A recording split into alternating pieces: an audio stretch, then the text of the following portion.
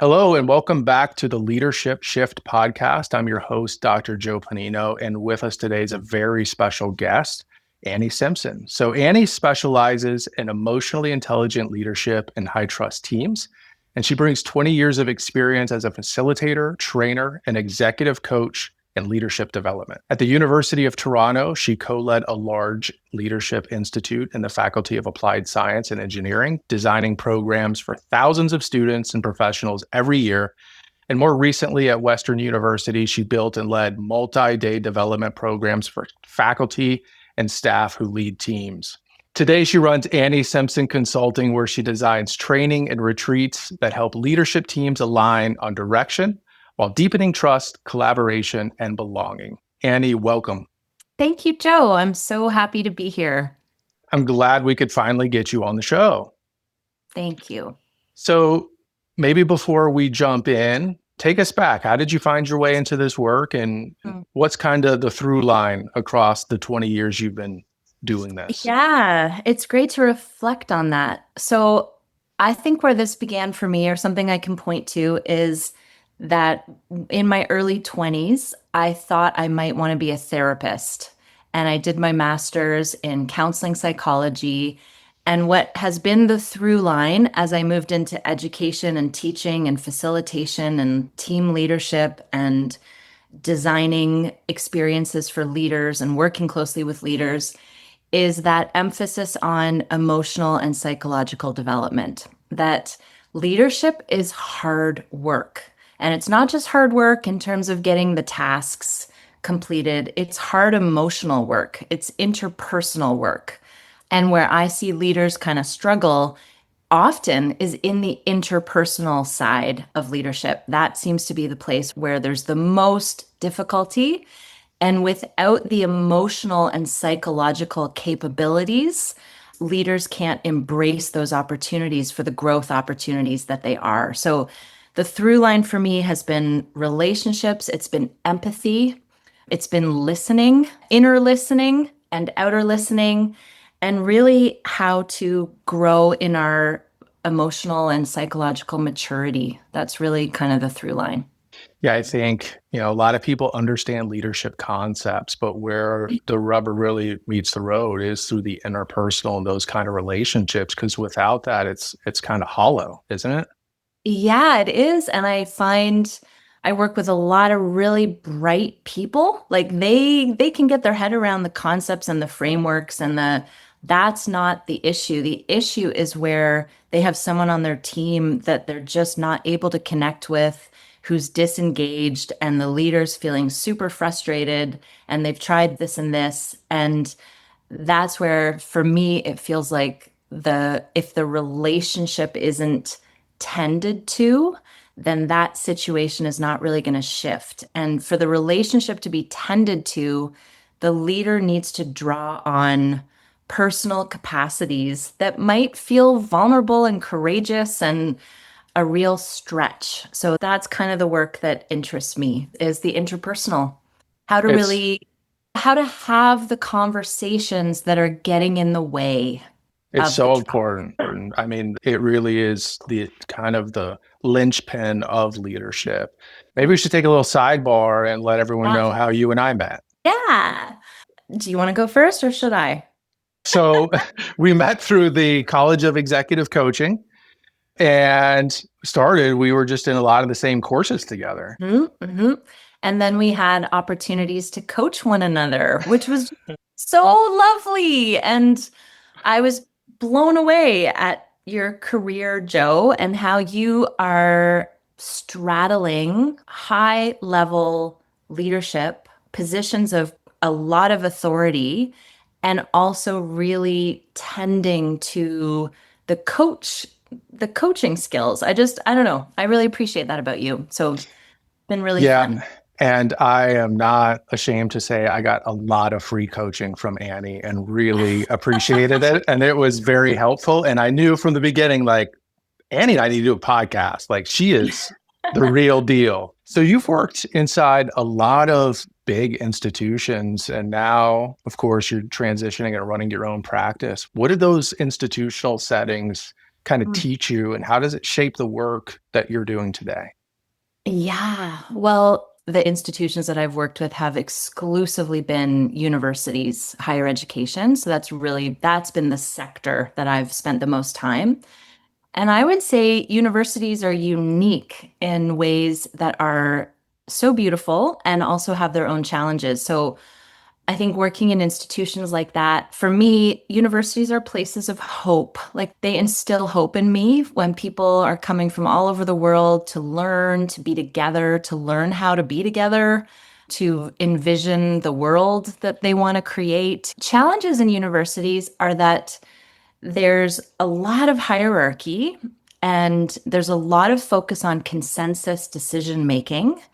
And if you come down with too heavy-handed in a higher education context, it doesn't work.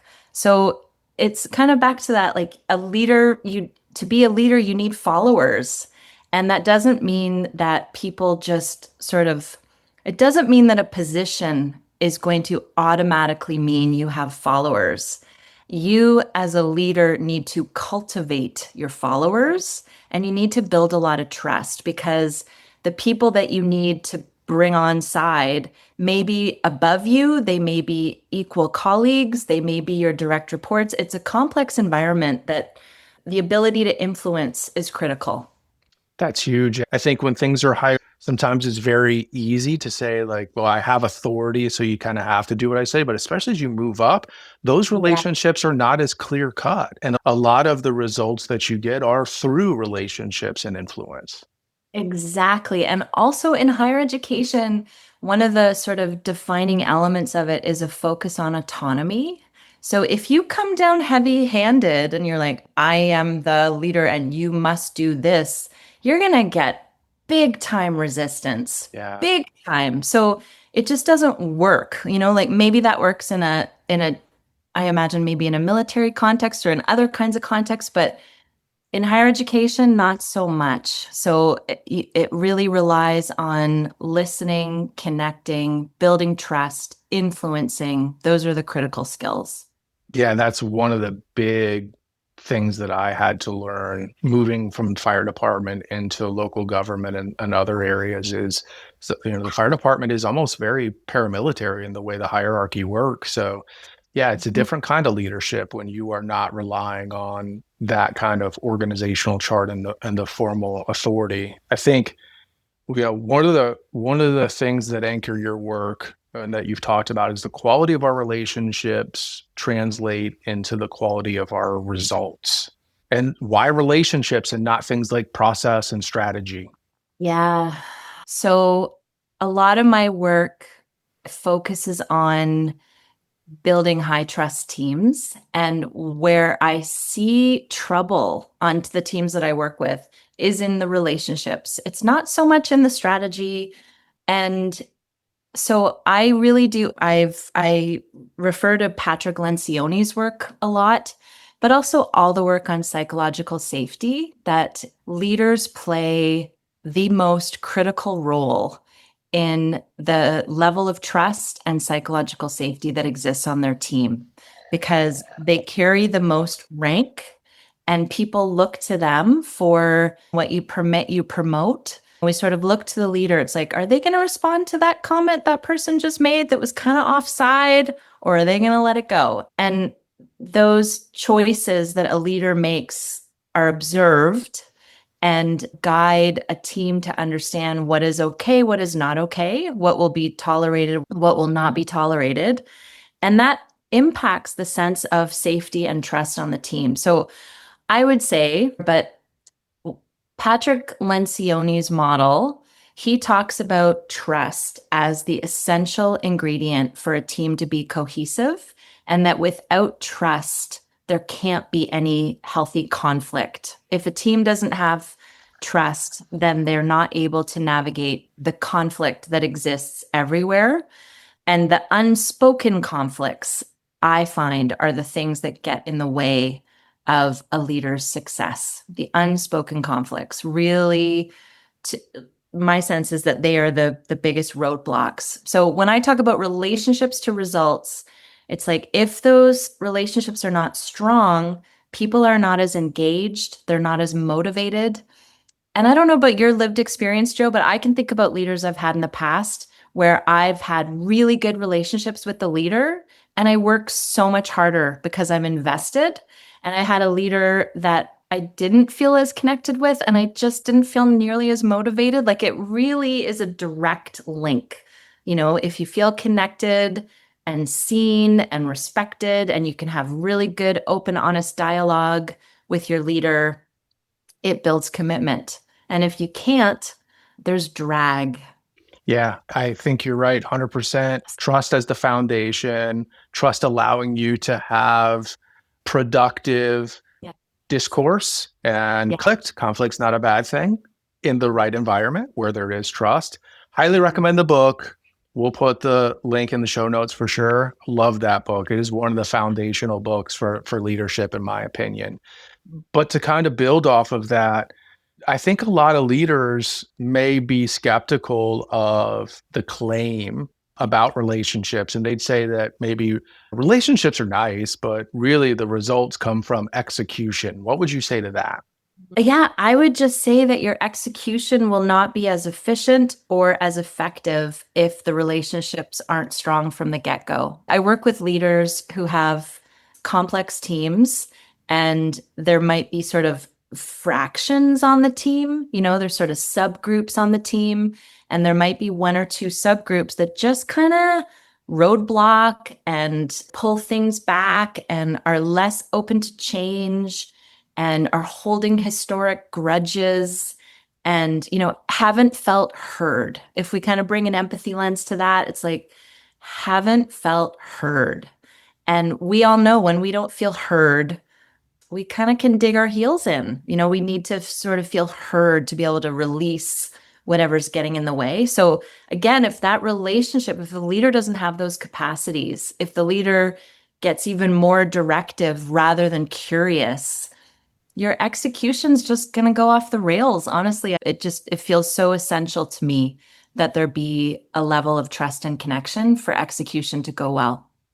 Yeah, I'm curious if you've seen situations where strong relationships kind of rescue a team when it comes to that results and execution, or vice versa, where weak relationships have really maybe sunk a team. Yeah, I do see that. And I think about a team that I was on that was a fantastic team. And I think about a leader that I had and how we successfully had some very difficult conversations because there was such a level of trust between us that we could. And I think about teams I'm currently working with that where maybe the relationships really do put the team at risk. The quality of relationships sort of put the team at risk. And I see how leaders struggle to figure out how to kind of heal those rifts. Like for a leader, I'm thinking of a leader I've worked with recently, done a few sessions with the team, and this is a very complex team. And there are some sub teams that are really on the defensive and are really struggling. And I see how much that is kind of sabotaging the work of the team, and how the reason why this leader reached out to me was like, oof, how do we have a facilitated process that's going to support us to get underneath what's going on here so that we can release it and have a restart? How do we do that? So I don't know if I answered your question, Joe, but that's a little bit. I think weaker relationships can really sabotage a team's work.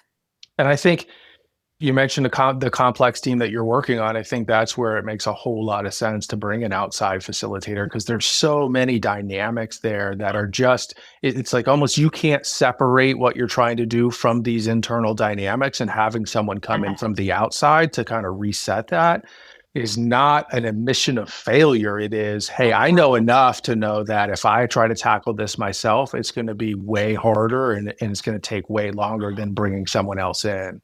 Absolutely. As a leader of a team, we don't have the neutrality. We're too invested. Like we're emotionally invested, we're triggered. And to try to play that dual role of, okay, I'm leading the team, but I'm also trying to facilitate a process where everybody feels heard and we actually kind of move forward. a little too much to carry. I'm sure that you've seen this in your work. I have with some of the people that I've worked with and in my own direct interactions. Some things as leaders we cannot change, like the perception that we are biased or focused a certain way from the teams that we are working with internally. And that is such a hill to overcome. And you spend a lot of time and effort trying to overcome that. When bringing in someone from the outside, they automatically have that neutrality, and you don't waste a lot of time trying to deal with that issue. Yeah, Yeah, absolutely. it's such a great tool for leaders that are trying to deal with big changes and big issues within their organizations. Now, on the other side, have you seen failure where a team might have relationships and be warm and friendly, but are not actually delivering on the results? And I would say, if so, how do you maintain that kind of healthy tension between relationships and results?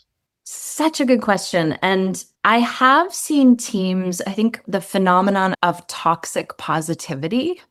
And I want to just make that link and sort of the contrast between Patrick Lencioni's model of trust allowing for healthy conflict versus sort of avoidance of conflict and a sort of imposed, toxic positivity. Like we can only share good things. We can only talk about what's going well. We can't poke holes in things. We can't sort of suggest improvements because the leader will feel so threatened by that we all feel a little bit. That is a really hard dynamic. So there can be teams where there's a real emphasis on being positive, and you're doing that at the cost of authentic connection.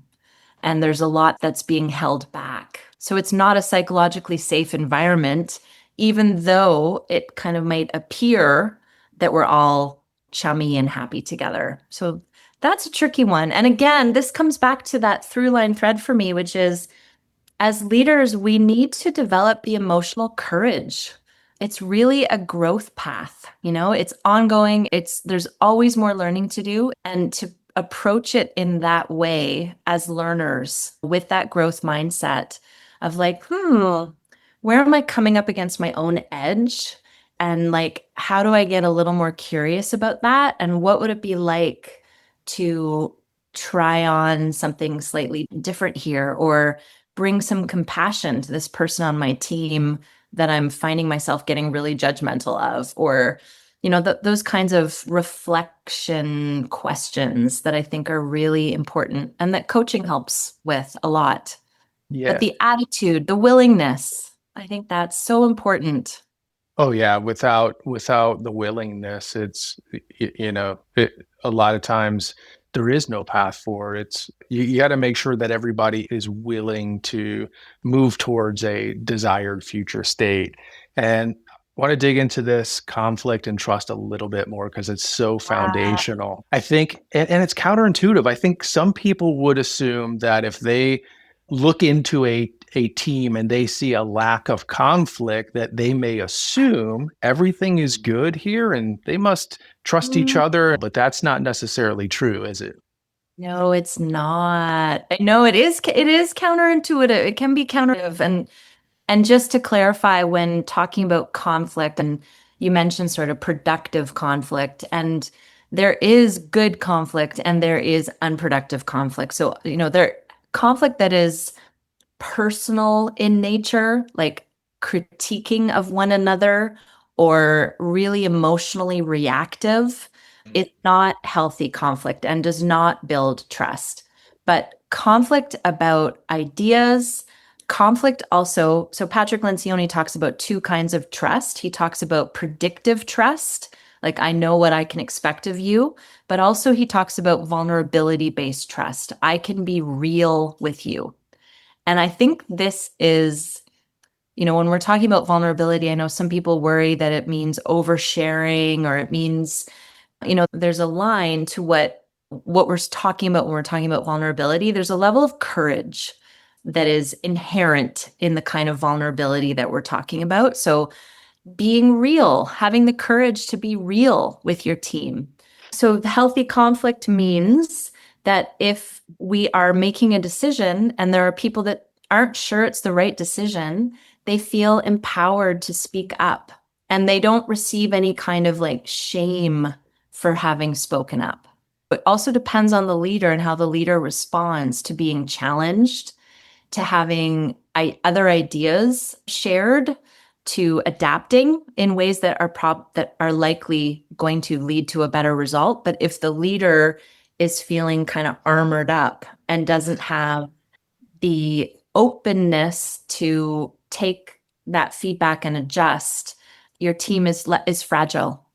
So it really strengthens the team when there can be productive dissenting voices are allowed. To allow dissenting voices is a good thing, even though it might not feel comfortable. Yeah. And so I think Simon Sinek said it's not the responsibility of the leader to come up with all the great ideas, but to set the environment where all of the great ideas can come forward. And that ties back into there has to be trust. I think most leaders innately understand if you asked any leader, hey, do you want to hear all the ideas from the people on your team? They would say, of course I do. Yeah. It's making sure that the leader understands their role in that is to ensure there is the psychological safety where people can just spitball and bring ideas up without fear of, I'm going to be judged, someone's going to react negatively, or I don't want to come up as feeling stupid if I have a bad idea. All of that is sitting under the surface of every team. And even fear of if I say something and my leader shuts it down, like, does that affect my future career opportunity? People are holding that level of risk. So yes, just what you're saying, the leader creates the environment, and how as a leader you respond to all those various ideas and possibilities is so crucial to holding a trusting space or shutting it down. So, where do you start? How do you start building trust on a team that doesn't have any? Yeah, I think there's a few places to start. So first of all, every team has its own dynamics and its own historical context. So it's always helpful to sort of have that in mind. There's also how does the leader maybe begin to think about this? So the leader, something that I find helpful is to think about all the people on your team and sort of give a little bit of a trust score to each relationship. All your direct reports, like maybe you have a 9 out of 10 with somebody, but you have a 3 out of 10 with somebody else and a 7 out of 10 with somebody else. A little bit of a clarity on where do you really need to hone in? Where's the crux of the matter? Is it one person? Is it two people? Like where's the blockage happening? And there might be opportunities one-on-one. I think about trust as deposits and withdrawals. As a leader, it's kind of it's a bank account. So if you have a 3 out of 10, how are you going to put some more deposits into that relationship? Like what concrete action can you take to invest in that relationship? Sometimes as leaders, the squeaky wheel on our team is the person we want to avoid because it's a squeaky wheel. So there's something about, okay, this is the heart of the issue. This is where I need to put more attention. I can't turn a blind eye. I got to actually put more attention here. So that might be a place to start with for the leader.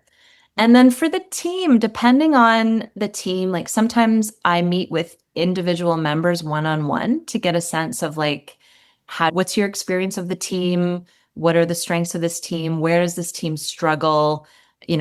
How would you define the quality of these relationships? So getting a bit of a sense and then creating something that pulls the team together that addresses the very themes that came up. So yeah, there's just a couple starting points. I feel so convicted. I've been guilty of avoiding that person that I know I need to be building the relationship most, right? Because it some days is like I just don't have it today. I just can't, right? But that goes into the internal work of leadership. And you've talked about in our conversations, leadership development is also emotional development and inner development for the leader. Well, and maybe the inner development. So if we kind of weave some of these threads together of to have solid trust on a team, there needs to be some capacity for healthy conflict. And to be able to engage in healthy conflict, including giving really difficult feedback to your squeaky wheel, requires a lot of emotional development. So I've worked quite a bit in the conflict space and have worked with a lot of leaders who, and I understand because when I was leading a team at U of T, I also found myself avoiding the difficult conversations. And I know that I can be avoidant. And I've had to really get more intentional and really exercise those muscles. But I think the inner development and the capacity to do conflict well are totally intertwined. And if we don't have capacity to deeply listen with empathy, if we don't have capacity to engage in conflict in a way that is not full of blame, but can sort of describe the behavior really cleanly that we're struggling with, not in a way that criticizes the person, but really sort of let's get super clear about what it is that's causing me a challenge and what it is that I'm needing and what it is that you're needing. And how do we use this opportunity to actually get more connected and build more trust with one another? That takes a lot of emotional skill. It absolutely Yeah. does. And if I don't know about you, but in my career, that's what I've seen as the biggest impediment of high functioning teams is people on that team afraid of conflict and Yeah. afraid of having the conversations that they know in their gut they have to have. Yeah. And the cycle that I've seen is, wow, I really should say something to this person. I'll probably do it right after lunch. And then Right. after lunch turns into, I got busy, it's probably going to be Yes. tomorrow. And then the conversation that was supposed to take place tomorrow, they've talked themselves out of it. And they say, well, if it happens again, I'll have the conversation. And no lie, Annie, I've seen that Yeah. propagate to years of like Yeah. now this is just how we do things. We Oh don't gosh. we don't have conversations. Everyone in the world points to the behavior and says, when is someone going to deal with that? And we just don't deal with it. Oh, it really resonates what you're saying. And I'm going to share vulnerably that when I left U of T, I did a 360 with my team. Mm. And I had someone on my team who I had to deliver some difficult feedback to a number of times. And just as you're describing, I avoided it. I put it off. I eventually had multiple conversations with this person. But when I did this 360 as I was leaving, I got feedback from someone else on the team that said, Annie, gosh, I wish you had just done that sooner. Because by not having that conversation with that other person on my team, someone else on my team had to pick up more slack because it took me a long time to have that accountability conversation. And there was a ripple impact to me being slow to do that. And eventually I did it. But just to say that when we don't do it, the impact of that spreads across the team. Everybody sees that we're not doing it. Everybody knows that something that should be addressed is not getting addressed. And it brings the bar down for everybody in some ways. Something that I have found helpful when I need to have a difficult conversation is to, first of all, not do it in a reactive way and not Right. push myself to do it super quickly. I know there's a belief in like timely feedback, and I agree that that's super important, but not at the expense of our own self-regulation. And I think that if we give difficult feedback in too quickly and we haven't taken the time to really look inward, what is it that's upsetting us about this? What is it we're needing? What might be going on with this person?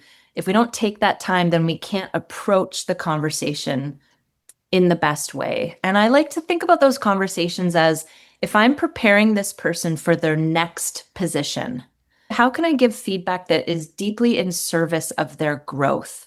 So if somebody's kind of not getting things in at the quality that they need or in the time that they need, I want them to be able to do better in their future role. So, I can say, I really appreciate this, this, and this. An area I really need you to work on is this, and it's going to support you in your future if you could do more of this and a little bit less of this.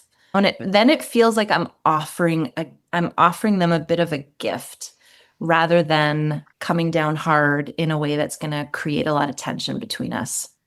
Yeah, and I think that is phenomenal advice. Make sure that when you have this conversation, you're able to emotionally self-regulate. You do not want to be in a conversation where you're triggered or you're emotional, because that is not going to bear the fruit that you want it to. And I would also say the framing is important that you identified, which is I'm doing this for you. I'm doing this so you can reach your full potential. And I think for me, though, this is something that I implement. I like to start that in my right away in my relationship with a team or with a person, which is, hey, let's have clear expectations, and I have them written down, and we kind of talk through them and say, hey, I'm going to assume that you want to continue to grow and develop in your current position and maybe pursue other positions. So I'm going to, unless you tell me otherwise, I'm going to use that framework when I give you feedback and constructive criticism on things. It's for you, it's so you can continue to grow. And that carries on all the way through, our weekly meetings, quarterly check-ins, and more importantly, and most importantly, the annual performance review, which in my opinion should not be checking the box. It should be, Wow. we are working together to put a roadmap for you so you can be successful and you can be whoever you want to be when you grow up. I use that kind of flippantly, but like that's my job as a supervisor. I can't advocate that responsibility. That I should not take that lightly as a leader. I also, something that I believe best leaders do, and it connects exactly to what you're saying, is engage in those conversations for the growth and benefit of the individual, but also know that individual is on their own path.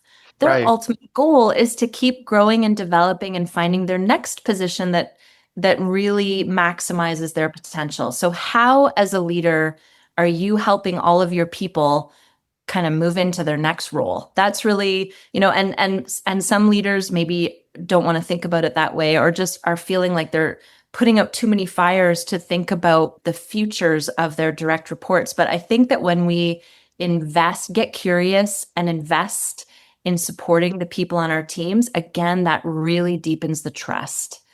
People, like a leader who takes care of you is a leader you are deeply loyal to and want to work hard for. So again, the individual relationships you have with each member of your team is like the glue. And if there's not that glue, it shows up in how the work is executed. And hopefully, as leaders, we are resigned in the fact that the people that work with us and for us are not there to work for us. Like that is not their end goal. Is to we want this person to meet their full potential, whether it's in our organization or outside of our organization. That's kind of our bigger calling as leaders. Yeah. I really, when I was at U of T, a place of pride is that I can think at least 3 people on my team who I helped get promoted. And I'm really proud of that because they were doing such good work. So it was like, okay, let's figure out what your next thing is so that you can be, so that you can just get better and better and better at what it is that you already do so well.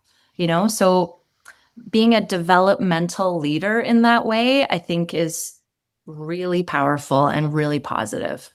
So, is there a tension between meeting a leader where they are and then pushing them into this discomfort where we know Yes. growth happens? And how do you kind of hold both?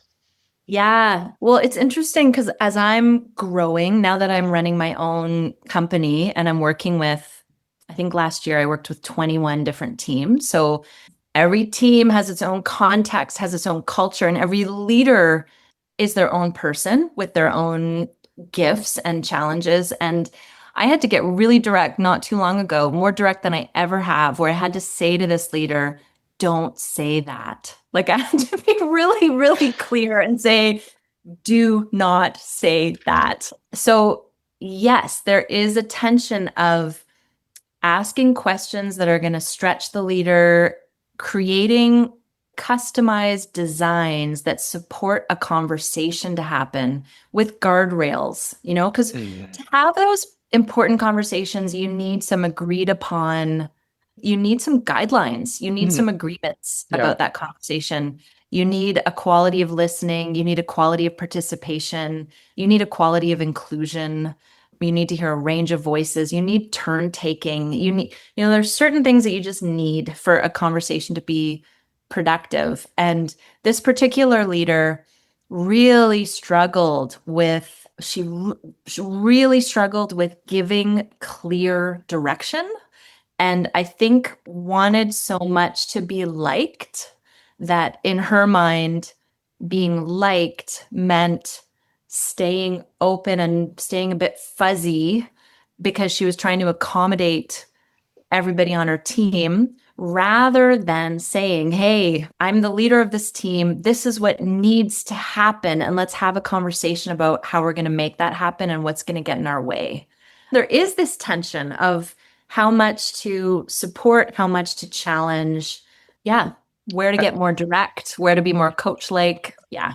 I think that tension is the space where people like yourself and executive coaches kind of live. And I think to continue to really put a point on the role and the impact that can have, they don't necessarily have a place to take that in their organization or in their circle, because doing so means I have to tell somebody that in my mind I am afraid or uncomfortable doing this thing, and I want to have this kind of outward appearance that I've got it all together. So I don't really want to have that conversation or reach out for help. For with executive coaching or people like yourself, outside facilitators, you can be honest and say, this is what I'm really struggling with. And then we can work with them and say, well, let's talk through some strategies to get you more comfortable and feel like you are armed and you have the requisite skills and abilities to sit down and have these conversations with confidence. And then the same with that tension of pushing people to where they're uncomfortable and growing versus not too fast, not too far in one go, right? And that's where the coaching comes in, and you can walk with a leader through those experiences and help them. It's so important for leaders to have spaces for their own thinking and development and to have a space to process. And I know from leading my own team, like I had a lot I needed to process. Yeah. This is not easy. And the relationships are, you're sort of navigating potential landmines all over the, like relational landmines, and it takes a lot of energy and capacity and clear sightedness. And I think coaching is incredibly helpful for the confidence that you're talking about. I would also say that even if you have someone in your organization that you're comfortable talking to, everyone has an agenda. Just Yeah. as human beings, we all have things that we are pursuing or beneficial to us. So it is really hard to find that unbiased person. Yeah. And I think if you're speaking with a colleague, they might sort of reinforce everything you're saying in a way that doesn't help you see it in a different way. And so, again, the growth comes from, huh, I'm noticing that this is where I tend to go when this happens with this person. And let me kind of bring more consciousness to that so that I have some, so that my range of choices expands the next time I have an interaction that I find difficult. Like, let me sort of expand what's possible here rather than reinforce, which Yeah. might come from speaking to people that are kind of integrated in the same system. Yep, So, that's right. yeah. So what's something about leadership that you believed 20 years ago that you've since kind of let go of? Oh my God. My sort of views of leadership have really shifted because before I got involved in leadership education and leadership development work, I really had sort of absorbed a whole bunch of stereotypes about leadership, that to be a leader was to kind of be extroverted and be sort of the cheerleader at the front of the room. And I just didn't identify with those things so much. And what I've really come to see is how that is just there. First of all, there are so many expressions of leadership. There are so many different kinds of leaders, but really that what we've talked about today, that I'm fully in the camp of relational leadership. That relational leadership is what's needed for our teams, but also to build bridges, to build coalitions, to make change, that we need to be attending to those relationships. Yeah. Agreed. So let's go to some practical takeaways for those that are Okay. listening, right? So if there's a Yeah. listener today that leads a team and wants a better result, what's one relationship move they can make this week? That wants a better result. So I'd go back to sort of get a piece of paper out, list the members of your team, give a trust score to each one. Maybe if there's one or two that are kind of lower trust score, generate some ideas what you're going to do this week that put some deposits into that bank account with that individual. And if there is a difficult conversation that you've been holding off having forever, do some journaling about what's at the crux of the issue, because this is where the conflict piece is. We can get really inflammatory in the way that we talk about things, and it can do a disservice. So if we can get really, really clear, like, what is this person doing that is upsetting to me? Maybe it's that they are consistently late for meetings, or maybe it's that when I ask them something, they respond with this direct quote. Like, we want to get really specific about what it is that is bothering us, so that it doesn't become like you are a problem, but instead it's like, when you do this thing, it's a problem for me.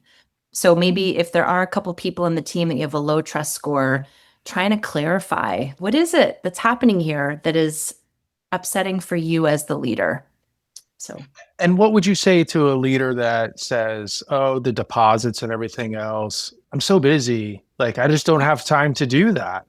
I would say that it's going to come back. It's not, the challenge isn't going to go anywhere, and it's going to get bigger and become more of a roadblock as time goes on. And to recognize that, back to Stephen Covey's, like, not urgent, but important. Yeah. Sort of like, I would say those conversations exist in that space. They might not feel urgent, but ultimately they're super important to the results of the work that you do. Yeah. And I would say you really don't have time not to, or you really can't afford not to make the time to do that. I think looking at your own practices and your own daily routine, it might be coffee before work, or it might be let's go get lunch together every other week or something like that. I think if we really were creative and really put some thought into it, the time exists. Let's talk about the inner development practice. What's something that we can do for that inner development that we need to do as leaders that will build over time? Oh, such a big area. So a couple things. First of all, finding a coach is really helpful for leaders to be able to have a space where they can engage in their own inner development. A little teeny practice that I used for a good number of years and I found really helpful, and it sort of helped with my own self-awareness, which I think as leaders, there's always more room there. I do a lot of work in the emotional intelligence space, but a question that I would ask myself, in case this is helpful to any listeners, is from in a moment to moment, what am I feeling and what am I needing?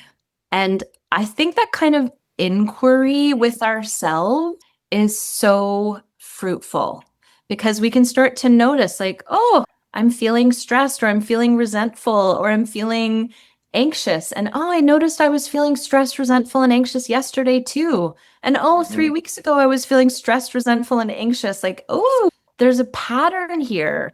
And what might I be needing? Like, clearly, those harder emotions are data. Something's not working, something's out of alignment. There's something we need that we're not getting. When we can pay attention to that and get curious about it, it gives us some options. It opens up what's possible. So I would say that's really important when we're expanding our emotional capacities. I agree. And I think that introspection and paying attention to what you're feeling, especially if you're doing it in partnership with a coach, because a coach can really help diagnose, like, where's this coming from? what I've learned in my leadership journey, I have to have time for myself. So I have to get up early in the morning. I have to get my workout in. I have to level set myself before I walk into that environment where I'm bringing this weather into an organization. And then also, I'm high energy in the morning and low energy in the afternoons. So if I'm having a meeting with somebody that is going to require a lot of brainstorming and energy, I don't do well if that's in the afternoon. I can get frustrated or I can just get exhausted. So just being intentional, if you can, about your rhythms, when you're bringing your best self for the right kind of work. And then, as you said, if you are feeling a certain way, don't discard that. Pay attention to that. It's telling you something. I love that you just shared that, Joe, because I really feel that there's something about when we can truly honor our individual needs and uniqueness, like what you said about I need my workout in the morning, the high energy stuff is best in the morning. If we can do that for our, give ourselves permission, give ourselves permission to kind of structure to the best of our ability. It's not going to be perfect, but to make those kinds of micro choices that set us up for success. And as leaders, to be open to supporting our teams to do the same. So if we have someone else on our team who is best in the afternoon, how do we kind of help them with that and not force them into something that they're not going to actually be able to bring their best? So we do it for ourselves, and then hopefully we bring some flexibility to creating environments where our team members can do that also. That's right. So, as we start to wrap, give us a book, an idea, a person, something that has kind of helped you shape how you think about this whole topic of relationships and leadership. Okay. So Mark Brackett, Permission to Feel. I love that book. And it's about emotions at work. And it's about, yeah, it's really about sort of acknowledging all the emotional, relational elements of our work that sometimes we don't really want to look at. We want to pretend that we leave our emotions at home. And I really love the book, Permission to Feel. The other book that comes to mind is Marshall Rosenberg, who started the movement around nonviolent communication. And he passed away maybe a decade ago, but he worked in high conflict zones like Israel, Palestine. Yeah. He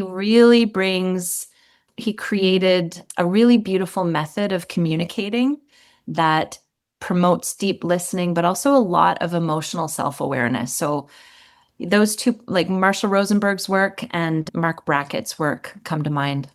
Yeah, amazing.